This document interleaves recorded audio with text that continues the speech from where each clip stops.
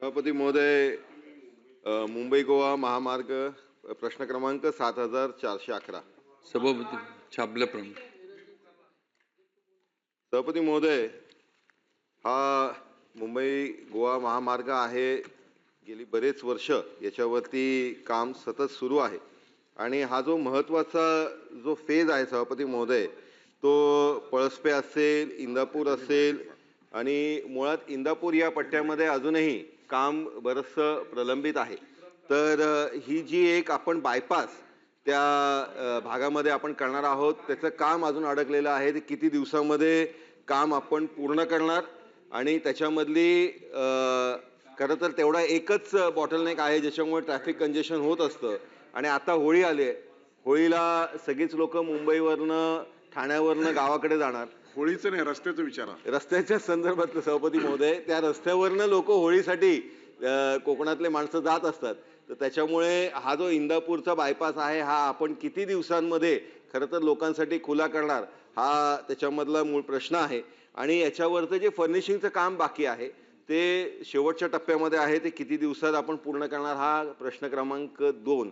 आणि सभापती महोदय, तिसरा प्रश्न की याच्यामध्ये ते रेस्ट हाऊसची जी मोडतोड केली आहे, त्या मोडतोडमध्ये आपण FIR दाखल केलाय का, आणि FIR दाखल केला असेल तर ते कोणावरती केलाय याच्या संदर्भातली माहिती, आणि याच्या पुढे ते होऊ नये त्याच्यामुळे आपण त्या रेस्ट हाऊस मध्ये CCTV लावणार का, असे माझे 4 प्रश्न आहेत सभापती महोदय, माणगाव बायपास बद्दल जो पहिला प्रश्न सन्मान्य सदस्यांनी विचारला, माणगाव बायपास जे आहे त्याचं ROB जे आहेत, रेल्वे ओव्हरब्रिजची कामं चालू आहेत.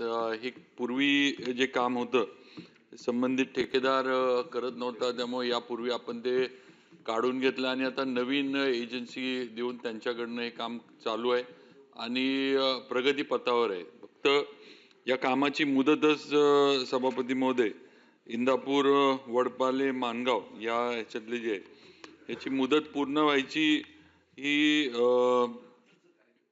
यामध्ये इंदापूर व माणगाव बाह्यवळण तसेच त्यावरील 3 रेल्वे उड्डाणपूल व 2 मोठे पूल याची कामं आहेत आणि जुलै 25 मध्ये सुरू करण्यात आली. साधारण जुलै 27 पर्यंत ही कामं सगळी जी आहेत माणगाव बायपासची ही पूर्ण होऊन जातील. त्याचबरोबर एक दुसरा आपण होळीच्या नाही पण येणाऱ्या गणपतीला, कारण गणपती हा कोकणातला महत्वाचा सण असतो, सगळे मुंबईवासीय जे गणपतीला जातात. मागच्या वेळेला पण सभापती महोदय आपण गणपतीला यावेळेला आपण बघितलं बऱ्यापैकी हे जे मुंबई व हायवेवर ट्रॅफिक जाम वगैरे होतं ते योग्य नियोजन केल्यामुळं ह्यावेळेला एवढं काही त्याच्यात हे झालं नाही.